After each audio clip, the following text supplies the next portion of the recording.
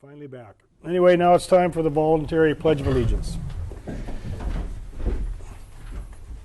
I pledge allegiance to the flag of the United States of America and to the republic for which it stands, one nation, under God, indivisible, with liberty and justice for all. Okay, now we need a motion to approve the minutes of the August 3rd, 2015 regular meeting. So moved. Okay, it's been moved by Member Haverlick, seconded by Member Strand to approve those minutes. If there's no changes, we will say they're approved. Okay, is there any amendments to today's agenda, or if not, I'd entertain a motion to approve the meeting agenda as presented. Move to approve the agenda. I'll second. Okay, moved by Member Haverlick, seconded by Member Lagadakis to adopt or approve today's meeting agenda as presented to us. So with that, all those in favor of that? Aye. Aye. Okay, so we're good there. There's nothing under public hearings, nothing with the other bid awards. We have a recommendation to approve a bid for some sand from Northwood Sand and Gravel for a total expenditure not to exceed $36,000 in recognition of the local bidder preference under Chapter 4.04.050 of the Borough Code. We recommend that this, or they recommend that the bid goes to them, and I think there was just a very small difference with the other bidder, $1,000 or something. So anyway, I'd entertain a motion to approve. So moved. I'll second. Second, moved by Member Haverlick, seconded by Member Lagadakis to award the bid to Northwood Sand and Gravel for the sand. Any discussion? I have Nancy? a question. Who is Northwood Sand and Gravel? That I don't know. Chris? They're local, is it Thomas Bay? I believe, Yeah, is where they get operate their- out of Thomas Bay. Isn't it Lori Bell? No, it's Steve Nelson. Oh, thank you. Okay, any other discussion on that matter? Clerk, call the roll. Cindy, Yes. John, Yes. Mark, Yes. Kurt, Yes. Nancy. Yes. Okay, it passes 5-0. Visitors' views related to the agenda. There's one person in the audience from the paper, so I don't know that we're going to have any views related to today's agenda. That brings us to views unrelated to today's agenda. You're willing to chime in, though, if you have something. No? Okay, board, commission, and committee reports. There is none. Consent agenda, I see nothing there. Report of other officers, there's a mayor's report. And before we go into the details that are printed here, I'd like to wish my heartfelt condolences to the people in Sitka. The horrible tragedy that they had yesterday. So, okay, on to the mayor's report. The candidates needed for the October 5th, 2015 election. The borough has 21 total seats, needed candidates for this year's election. 2 assembly seats, 3 school board seats, 4 hospital board seats, 6 planning and zoning seats, 2 harbor board seats, 2 library board seats, and 2 public safety board seats. Please consider serving our community by joining one of our boards or commissions. Information on filing for a seat can be obtained at the borough office. And we were trying to twist John's arm earlier to sign up again, but he said he wasn't going to. Draft comprehensive plan and waterfront master plan. The borough is seeking comments on a new draft comprehensive plan and waterfront master plan. The plans can be viewed or downloaded by going to the borough's webpage at www.petersburgak.gov and clicking on the provided link. Comment deadline on the draft plans is September 30th, 2015. And Vice Mayor Lagadakis attended a Trans-Boundary Partnership meeting in Juneau, August 6th, and I was going to ask if she had anything to tell us about it. I came away a lot more hopeful than I went to the meeting. I wasn't sure how it was going to go. There have been a number of conversations between the state of Alaska and the State Department and the state of Alaska and Canada. I understand that Bill Bennett from Canada will be coming to Alaska to meet with the governor and lieutenant governor. We realize that our leverage in this situation is pretty limited, but the impacts to us, we're talking about a 30,000 square mile area that encompasses multiple transboundary rivers. one point that we made at the meeting was, although the meeting was really focused on the 5 big mines, that there are many, many, many small mines, active, old, and proposed, on all of the tributaries to those transboundary rivers. So the cumulative effects potentially are quite large, and definitely would have an economic impact on Southeast Alaska. So we have, the Lieutenant Governor asked for a smaller group to continue the conversation and to identify some specifics that we would be asking the Canadian government and the State Department to try and achieve. Some of those things might be bonding against environmental disasters, some water quality monitoring to establish some baselines, and some increased environmental regulation or monitoring. And so that second smaller group has yet to meet a second time, but that will be coming in the future. And Petersburg will be a part of that. So it will include tribal governments, but specifically the Lieutenant Governor wanted municipal governments involved in that, and so we said we would continue to participate. Sounds good. Thank you. Anybody have any questions for Cindy about that? John? I know you're saying there seemed to be some hope, but Canada seems to be, or BC seems to be approaching mining like we approach fracking. It's just whatever you want to do. Is there any hope that the government is going to be protective of the rivers? And that's really, my crystal ball is a little cloudy. I don't know. We understand that, at the same time, we have a senator who has proposed, fewer environmental regulations. So we've got to be careful about what we say and what we ask for. But we're hoping that they understand that this is potentially a long-term economic impact to Alaska that also would have some repercussions for Canada too. Those fish don't stop at the border. Yeah. So it could potentially affect Canada too. Okay, thank you, Cindy, for attending that and then reporting back to us. Next on the mayor's report is letter of resignation from the Planning and Zoning Commission. James Demko is moving from Petersburg and has resigned from the Planning and Zoning Commission. Because there is time to add this empty seat to the ballot for October 6, 2015 election, the borough will not be seeking letters of interest at this time. With the addition of Mr. Demko's empty seat, the open seats on the Planning and Zoning Commission has increased from 5 to 6. So we need a lot of people to hopefully participate in that.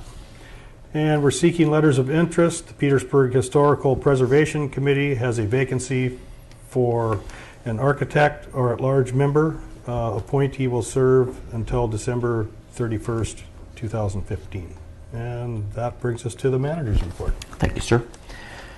If folks haven't seen the information, effective September 1st, we'll be moving DMV, the driver's license test, and both written and other stuff associated with that, to Petersburg Vehicle Title and Registration. They'll assume responsibility for that. Should help us out with some resource management issues in the PD, as well as, kind of lessen some of the technology issues. Not huge numbers, but on the building project, stuff that we won't have to take into account as we go forward with that. So we're looking forward to it. It looks like they're going to be able to increase their hours of operation. So it should be a benefit to the community. Also, on a story, if you haven't seen it, thanks to the police, we had a local resident arrested for terroristic threatening, tried to buy firearms and ammunition at one of our local stores, and for the purpose of injuring his fellow employees, and he was put into custody and dealt with appropriately. So thanks to Kelly and his team. The progress has been really good on replacing the needle valve at our hydro. Should be, and I couldn't get it, Joe was not available, but should be up and running as of today. So next regular SEPA meeting will be here in Petersburg on September 23rd in the evening and 24th during the day. This will be a public meeting for anybody interested in listening to what SEPA is working on. The annual FERC inspection of Blind Slough Hydro has been scheduled for September 23rd. The inspection will also include a tabletop exercise of our emergency action plan, which they are working on to make sure is up to speed and that FERC will approve it. The Aquatic Center continues to have some water issues, including a water leak recently that was over in the school library. So anyway, we've involved Brian Haley and had some hot water issues. I think the community gym is out of hot water at the moment while we get some of that stuff fixed. We've ordered some parts, should be fixed, and we'll get the school and the community gym back up in operation. The boiler repairs at the Aquatic Center are done and complete and up and operational. So thanks to Donnie, his staff, and all the folks who made that happen. Insurance will cover the cost on that boiler minus a $10,000 deductible, so it ended up costing us less than we thought. Library has been approved for a federal telecommunications subsidy. This subsidy will cover 80% of the library's internet costs and 60% of their telephone costs for the fiscal year 16. So thank you for that. Sandy and her group are working with Global Star, which is a sat phone provider, trying to make sure we can find a way to fund and maintain our satellite coverage. It was previously paid by the state of Alaska. That's a hit with them cutting budgets. So we're working through that to figure out what kind of costs we'll be looking at if we want to continue having those phones or a phone available for search and rescue, fire, EMS, and potentially police if we're called out on some of those areas that we don't have radio and cell phone coverage. Middle Harbor repair project is moving forward. The float is getting rebuilt in Washington State. Should be installed by Tamco by the end of August. Thanks to the Harbor Department, who participated in the annual Homeland Security area-wide exercise on the 14th of August. They coordinated with multiple entities and tested our ability to detect and respond to a breach of security. We were able to use this exercise as one of our required quarterly drills, so worked out well. Those of you who weren't involved, but our auditors were here about a week ago, everything went really well. Senior auditor did pre-warn us that with issues that are beyond the control of the hospital and changes to some accounting rules on the reporting for the state of Alaska PERS, there's likely to be a fairly lengthy delay on getting the audit formally presented. We don't know what that delay is yet. The hospital has to do with federal funding and insurance changes. They can't formalize their audit until the feds do their job. We can't formalize ours till the hospital's done, and it just goes on from there. Same with the state of Alaska PERS. That's being audited, I think, as we speak. So we can't finalize it until that's done, and then that information is transmitted to our auditor, and then we can in turn finalize ours. So we will try to keep everybody up to date who are interested in that, but it may be a while. Jody's been working with Liz on analyzing the waterfront financial plan. This involves formulating questions to ask the consultants, analyzing harbor rates, and forecasting projected 10-year income expenses for the harbor. This is really just a back check to make sure that the data that they were using, Glow and I and Liz and Jody had some questions about where they were getting their data from that they used for some of their assumptions. So we just wanted to make sure that it all fed together really well. So I asked the two of them to kind of walk through this with the planning consultants and getting Jody involved from her expertise to make sure that the numbers still add up the right way. The assessor should be here late August or the first week of September for those folks who will need to speak to him. Public Works assisted with the placement of the new Columbarium units and capstones on August 10th and 11th, as well as Donnie and his group. I have not been up to see it, my apologies, but I've talked to several people who have and says it looks absolutely wonderful. So congratulations, Donnie. I know it was a tough project. Public Works has been working on fire hydrants all summer, making sure that they're clean and brushed around them, and which is mostly completed. Painting is next on the list, kind of weather dependent, and then installation of water and sewer at the cemetery. We hope to get done prior to the end of the summer-fall season. We have started to receive recycling carts. Our staff's working on getting them put together and then staging them in the landfill for preparation for distribution this fall. The big holdup will likely be the arrival of the truck, and so we'll keep an eye on that. And once the truck's here and tested out and everything, we can start rolling out carts. The underground work that you've seen on our road project is complete on Haugen Drive. Upon completion of the sidewalks, Seacon will begin prepping for paving of the street. We expect Haugen to be done before they leave town. We do not expect them to get the bike trail done this year, and so that'll be next year. The concrete subcontractor for Seacon will be moving to South Nordic to start on sidewalk and curb and gutter replacements when they're finished with Haugen, and they're likely to start right there at the ferry terminal and move back towards town. So we'll start seeing some disruptions in traffic, even more so as it moves closer to town.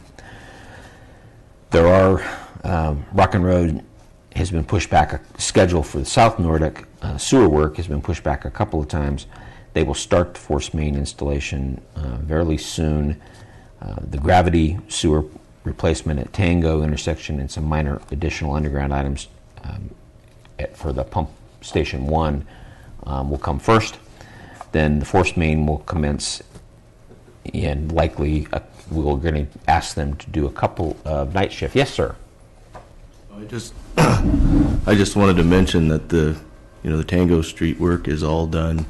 They've started on the force main. They're making really good progress so far. I think they've got about 400 feet in the ground now. So we're hoping that they might even be able to be mostly done with that by the end of next week. Super.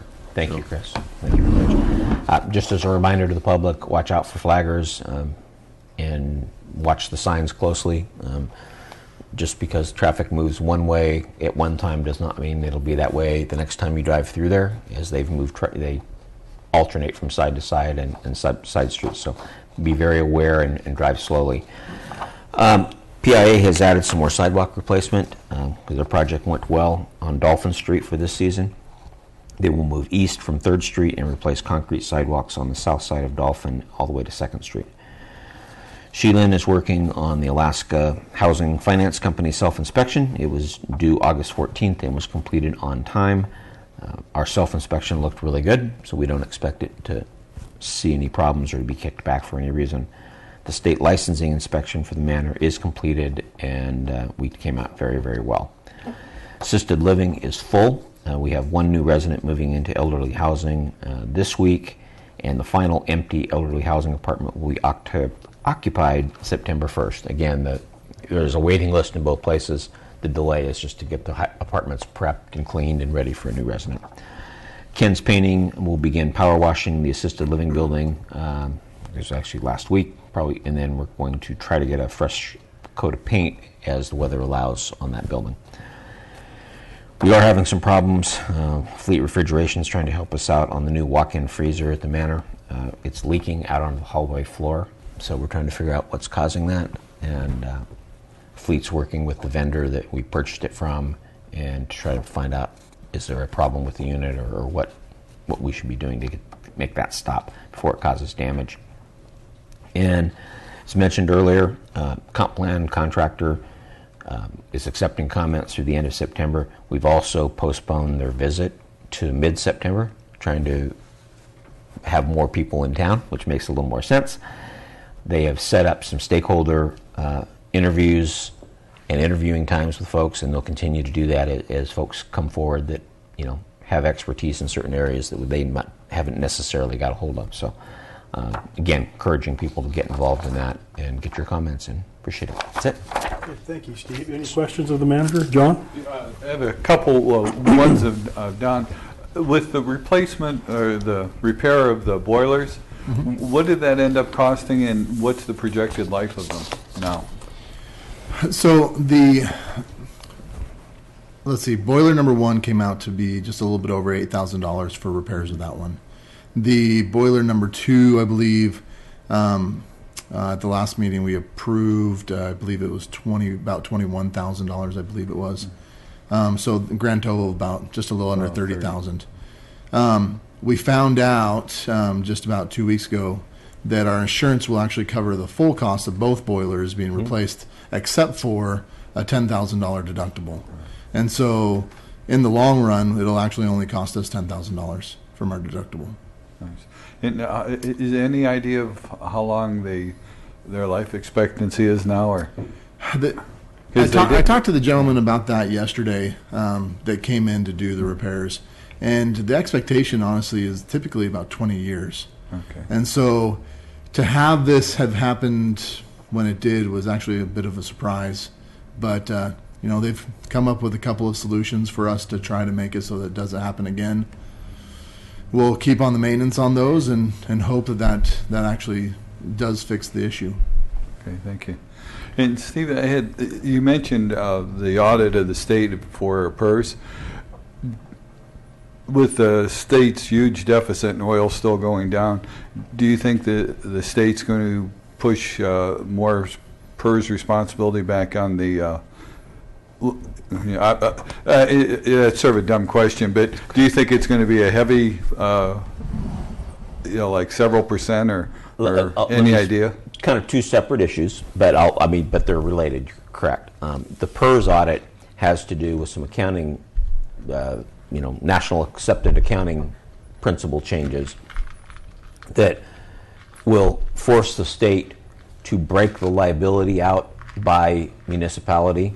That says, okay, there's you're underfunded by, fill in the number, and up till this point, the state has maintained that. Right. They're asking that be pushed down and show up on our balance sheet here in Petersburg and in Cake and in basically every community, and it's going to take a while for them to figure that out. It's a non-cash expense. It'll just make our balance sheet look a little worse. So that's the delay on the audit. To your second question, which is basically what's going to happen with the state when it comes to funding PERS, I think that's a very likely thing to at least be talked about. We currently pay 22% of the cost on the PERS program. The state pays a bunch more than that, and I think there'll be this is just purely my opinion and some of my peers, that you're going to see the state making, at least talking about changing that 22% to making the municipalities pay a higher percentage. For every percentage that changes, it's a percentage of our payroll costs. Right. So if the state says, they want us to pay 24% instead of 22%, that adds an immediate 2% cost, compared to our payroll costs to basically our expense line. So I think it's likely they're going to talk about it. I don't know how successful they'll be in making that happen, but it's something that's definitely on my radar screen, and I think AML is terrified on that particular issue. Well, it just makes sense with an 80% deficit that they're going to try to pass a lot of that on. I think it makes sense that they're going to try. Whether or not they'll be successful, I don't know. Sure. Okay. Thank you. Yes, sir. Okay, any other questions of the manager? I Report? did have a couple. And by AML, you mean Municipal League? Alaska Yeah, Municipal Marine League. Lines. Sorry. My apologies. I just wanted folks in the audience to know that Yes, ma'am. Alaska Marine Lines isn't worried about PERS and TERS. I wanted to ask about the financing for the repair of the Middle Harbor project. Has that finally gotten sorted out? You ever heard anything from Uncruise, Bo? Yeah. Okay. They're not stopping here this year. What will happen was we will complete the project. We will have bills. We will send them to Uncruise, and Uncruise will either pay them or not. And at that point in time, we will start to involve other folks in the process. And I say that Uncruise's insurance company and them. I'm using the royal we to a certain extent, meaning. And we send an invoice every month on what we've accrued so far, so they keep getting it. And they've been really, we've kept them in the loop on everything. Yeah. So. Yeah. I just didn't know if you had heard back from them and it had been No, I think resolved. they're waiting for the final tally, and then they'll go to their insurance company, and then we'll have to talk about who's Okay. gonna. And then the other question is on a completely different subject, but with fires down south and the accident and the landslides in Sitka kind of reared its head again. Sometime back, Sandy, you had talked about had arranged for some incident command system training, and we were to be involved in that, and we weren't able to do that. Is there still a need, and is there going to be another opportunity to do that? I'm sure that at some point we can get the people from the state down again. Okay. And that, I believe that was a mass casualty operation training. Okay. Yeah. Any other questions? Steve, Nancy? Is the cruise line that caused the damage still visiting us here? We had one stop at the beginning of the season, but no. Okay. Any other questions before we move on? Okay, we'll move on to unfinished business.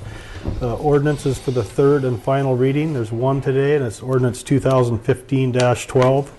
This is an ordinance placing the question of exemption from Alaska Statute 39.50, Public Official Financial Disclosure Law. And that we're trying to place it on the October 6, 2015 municipal election ballot. This is the third and final reading. I'd entertain a motion to adopt this in its third reading. So move. Second. Moved by Member Strand, seconded by Member Haverlick to adopt ordinance 2015-12 in its third and final reading. Any discussion? Well, I haven't been here for the first two readings of this, and I'm in favor of getting this on the ballot, and hopefully the people will be aware of what it actually does. I think it might help people participate in the elections if they didn't have to file these disclosures. It's for a municipality our size, I don't think it's necessary. Anyway, that's my 2 cents on it. Any other discussion?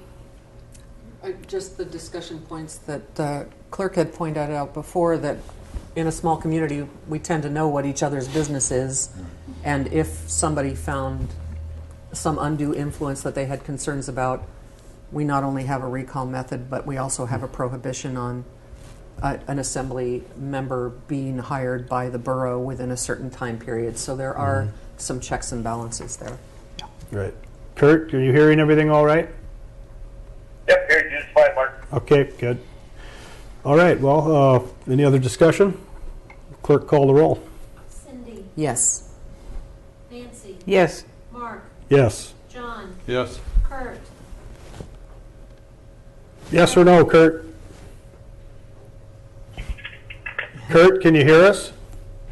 Yeah, well, yeah, you guys are kind of breaking up, and I got lots of cars here. So. Okay, we need your vote on the third reading of ordinance 2015-12, the disclosure. That'll be a yes. Okay, thank you. All right, passes 5-0, third and final reading. And now, new business, resolution 2015-17, a resolution to temporarily change September 2015 assembly meeting dates and times to Thursday, September 10th, and Thursday, September 24th, and they would both be at noon. I'd entertain a motion to adopt this resolution. Well, so move. I'll second. Okay, moved by Member Strand, seconded by Member Lagadakis to adopt Resolution 2015-17. The reason behind this was to make sure we had a quorum, and then we talked before the meeting with Mr. Haverlick. He's not going to be here for either of them, so you know, sometimes you win, sometimes you lose. Kurt, do you think you'll be in town those days? So I know. Well, the way things are going now, Mark, it's highly likely that I'll be there for at least the last one. So. Okay, and we don't know if Jay will be here. Does anybody have any idea on his schedule? I believe he will be. Okay, so that would be, and Although Cindy. I don't know about his Thursdays, whether that works for Jay. True, I don't We'll either. find out. Yeah. So anyway, any other discussion, ideas? You know, I have heard from some folks, and also looking at how much participation we get in the audience, that noon meetings don't always work for folks, but I understand why we're doing it this time. But just wanted to share that some people feel that they're not able to participate in the middle of the day. Yeah, that's kind of a different subject that we've talked about a couple times here, is the evening meetings, and I feel that they do make it so people can attend more. You know, if you're at work, it's hard to even listen to them on the radio, so, or call in or whatever. So anyway, this is just for this September, so we have some issues we need to discuss and need to have a quorum. Any other discussion? Clerk call the roll. Mark, Yes. Cindy, Yes. Nancy, Yes. John, Yes. Kurt, Yes. Okay, resolution 2015-17 passes 5-0. Communications, is there any communications? I don't see any listed. Any of the staff? None. Assembly discussion items, there's none. Recognitions. Any recognitions, John? Yeah, I just wanted to go on what Steve brought up earlier in the meeting, recognizing the quick action by the clerk at TU Hardware, not selling the gun to the person who wanted to do harm, and for the police, for Chief Swihart's and the police quick action in apprehending this person and stopping what could have been another slaughter of people in town here. It's happened way too often across our country. It's nice to see, you know, a clerk moving quickly and the police moving quickly to keep, you know, drunks and nutbags away from guns. It's a nice change. All right, thanks. Any other recognitions?